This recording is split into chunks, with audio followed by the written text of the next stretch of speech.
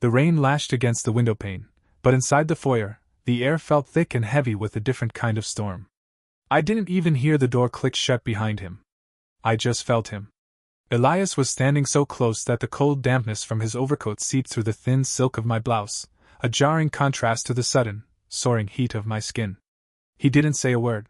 He simply reached out, his thumb grazing the line of my jaw with a pressure that was uncharacteristically firm. I froze, my breath hitching in my throat as his fingers slid upward, tangling deeply into the hair at the nape of my neck. I looked up, expecting the usual tired smile of a man returning from a long business trip, but the man looking back at me was a stranger wearing my husband's face.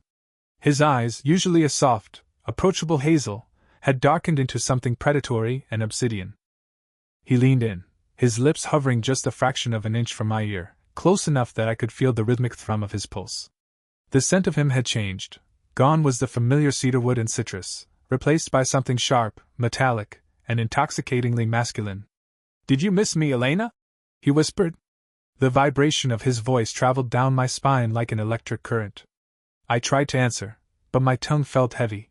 My heart was hammering against my ribs so loudly I was certain he could feel it through the scant space between our chests. He didn't wait for an answer. His other hand found the small of my back, pulling me flush against him with a sudden, possessive jerk that stole what little air I had left. It wasn't a hug, it was a claim. Every instinct I had was screaming.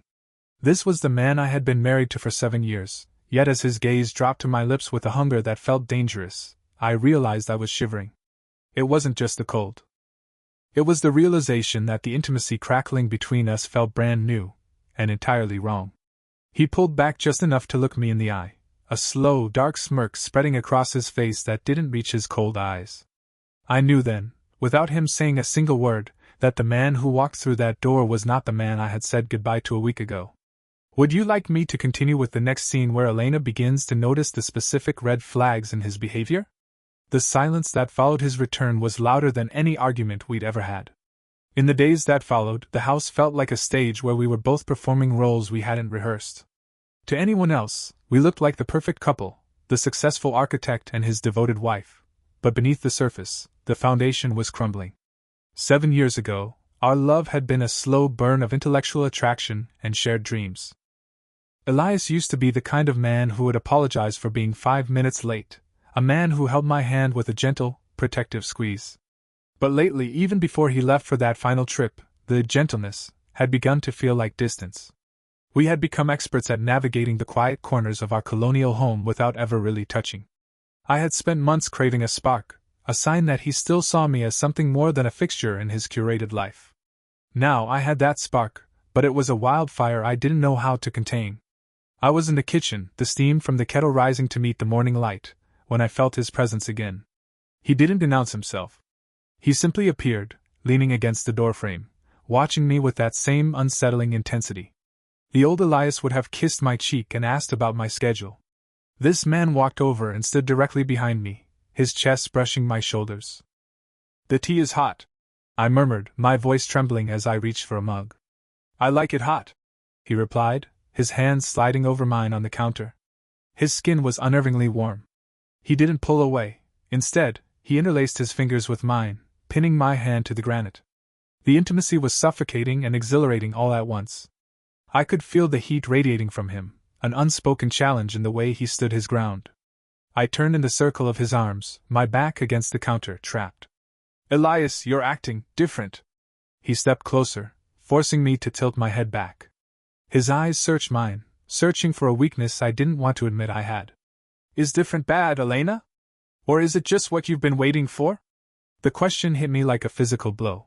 He was referencing the unspoken truths of our marriage, the nights I'd spent staring at his back, wishing for a passion he seemed unable to give.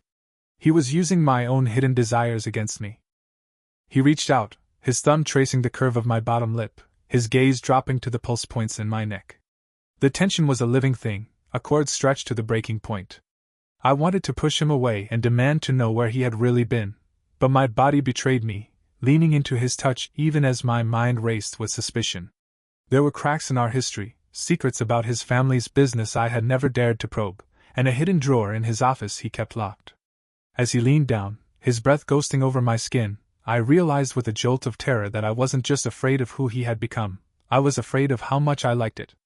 Would you like me to move on to the scene where Elena discovers a physical piece of evidence that confirms her husband isn't who he claims to be? The tension reached a boiling point that evening at the gala, an event Elias would usually endure with polite boredom.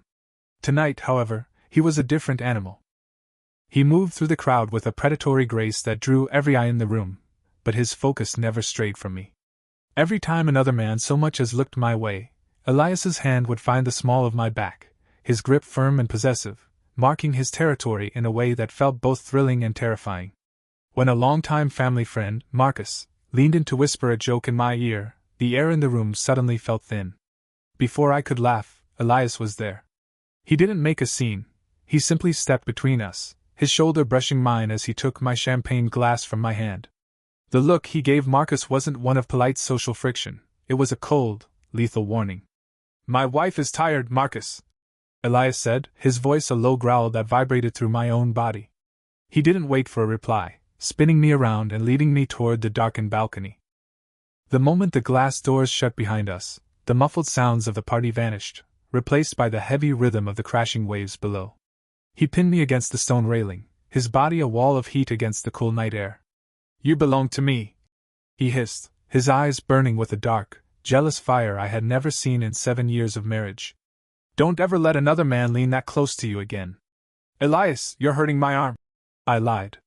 I wasn't in pain, I was in shock. The old Elias would have been embarrassed by such a display of emotion. This man was reveling in it.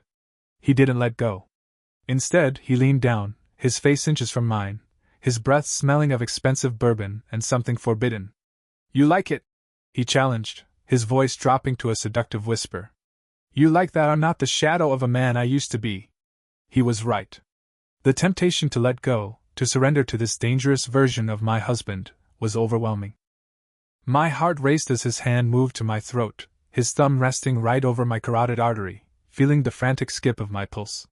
We were teetering on the edge of a breaking point, a moment where my suspicion and my longing were blurring into one. I wanted to scream for help, and I wanted to pull him closer. As he leaned in, his lips a ghost's touch away from mine, I felt something hard and cold tucked into the inner pocket of his tuxedo, something that felt distinctly like a heavy, industrial key I had never seen before. Would you like me to write the scene where Elena finally uses that key to uncover the truth in his locked office? The house was a tomb of shadows, lit only by the intermittent flash of lightning from a gathering storm. I waited until the rhythmic sound of the shower signaled he was occupied, my fingers trembling as I reached into his discarded tuxedo jacket. My heart hammered against my ribs, a frantic, hollow sound, as I pulled out the heavy, cold key. It didn't look like a key for a desk, it looked like it belonged to a vault. I crept toward his private study, the floorboards groaning under my weight. The air in the hallway felt thick, charged with the same electric tension that had been radiating off him all night. I reached the locked door at the end of the hall, my breath coming in shallow gasps. With a soft click, the lock turned. The room was freezing. I didn't turn on the lights, using only the glow of my phone to scan the space. It was pristine, almost too perfect, until I saw the false panel behind the bookshelf. Using the key again, I pulled it back. Inside wasn't money or jewelry. It was a stack of passports, all with his face, but different names, and a leather-bound journal. I flipped it open to the last page, the ink still fresh. Asterisk. She's starting to notice. The attraction is a useful distraction, but the mask is slipping. If she finds the truth, I'll have no choice but to end the charade. Asterisk. A cold sweat broke across my skin. I turned to flee, but a shadow blocked the doorway. Elias was standing there, shirtless, droplets of water glistening on his broad shoulders and sliding down his chest. He wasn't the man from the gala anymore. He was something much more terrifying. He didn't look angry. He looked disappointed. The romantic heat that had been simmering between us all day curdled into a sharp, piercing dread as he stepped into the room, closing the door behind him with a soft, final thud. He didn't move toward the journals. He moved toward me, his eyes locking onto mine with a gaze so intense it felt like a physical weight. He reached out, his hand wrapping around the back of my neck, pulling me forward until our foreheads touched. "I told you, Elena," he whispered, his voice smooth as velvet and sharp as a blade. "I knew you couldn't resist looking. Now that you've seen. What do you think I should do with you?" Would you like me to write the final climax where the truth about the husband is fully revealed and Elena has to make a life or death choice? I couldn't move. The journal was still clutched in my hand, the paper crinkling under the pressure of my grip. Elias, or whoever this man was, pulled me closer, his heat overwhelming the chill of the room. His thumb traced a pulse in my neck, which was now erratic and wild. The danger was a physical presence, vibrating between us like a live wire. Who are you? I breathed, the words barely finding air. Where is my husband? He let out a low, dark chuckle that sent a shiver straight to my marrow. He didn't flinch. Instead, he leaned down, his lips grazing my jawline, a move so familiar yet executed with a terrifying, new world confidence. I am the man you've been dreaming of, Elena. The one you wish for every night you spent lying next to that ghost of a man. He reached out and snatched the journal from my hand, tossing it onto the desk without breaking eye contact. Your husband didn't go missing, Elena. He didn't get replaced by a double in the night. He stepped even deeper into my space, his chest pinning me against the bookshelf. He grew tired of being a coward. He grew tired of watching you wither away in a marriage of politeness and silence. The twist hit me like a physical blow. I looked into those obsidian eyes, searching for the flickers of the man I knew. Elias? The man you knew is dead, he whispered, his voice thick with a sudden, raw passion. I killed him. Not with a weapon, but with a choice. I went to that retreat to find a way to save us, and I realized the only way to keep you was to become the man you actually desired. The man who takes what he wants. The man who doesn't ask for permission to love his own wife. He grabbed my waist, pulling me flush against him with a sudden, desperate hunger. The betrayal wasn't that he was a stranger.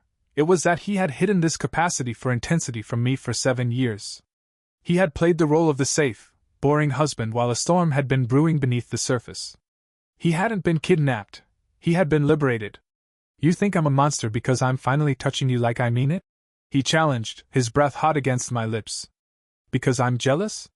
Because I won't let you look at another man. Look at me, Elena. Tell me you want the old, polite Elias back. Tell me you want the man who didn't make your heart race like this. I looked at him, my mind screaming that this was a betrayal of everything we had built, but my body was screaming something else. The attraction was a blinding, risky fire.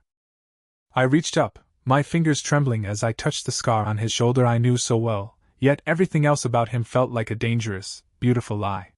You lied to me, I whispered, even as I leaned into the heat. I gave you what you wanted, he countered, his eyes burning into mine. And now that you know the truth, there's no going back to the way we were. Would you like me to write the final resolution where Elena decides whether to accept this new, dangerous version of her husband or flee the marriage entirely? The journal lay forgotten on the floor as the weight of his confession settled over the room. I pushed against his chest, not to escape, but to find some sense of balance in a world that had just flipped on its axis. You manipulated me, I choked out, the tears finally breaking through. You let me believe I was losing my mind, that I was living with a ghost or a criminal, just to... What? To see if I'd fall for a more dangerous version of you? Elias didn't flinch. He took the blow of my words, his face a mask of tortured resolve. I manipulated the situation, yes. But the feelings? The way you looked at me tonight at the gala? That wasn't a lie, Elena. For the first time in years, you actually saw me. He grabbed a vase from the shelf and shattered it against the floor in a sudden burst of repressed rage. The sound of breaking glass echoed like a gunshot. I was dying in this house. I was a man who followed every rule, who never raised his voice, and I watched the fire in your eyes go out a little more every single day. I had to break the man I was to become the man you needed. I let out a broken laugh, leaning back against the cold wood of the desk. You didn't have to break me in the process. The high-energy confrontation drained the air from the room. We stood in the wreckage of his study, and the wreckage of our old life. I looked at the passports, the hidden key, and then back at the man standing before me. He was terrifying, yes. He was possessive and dark. But as I looked at him, I realized the safe marriage I had been mourning was a cage we had both built together.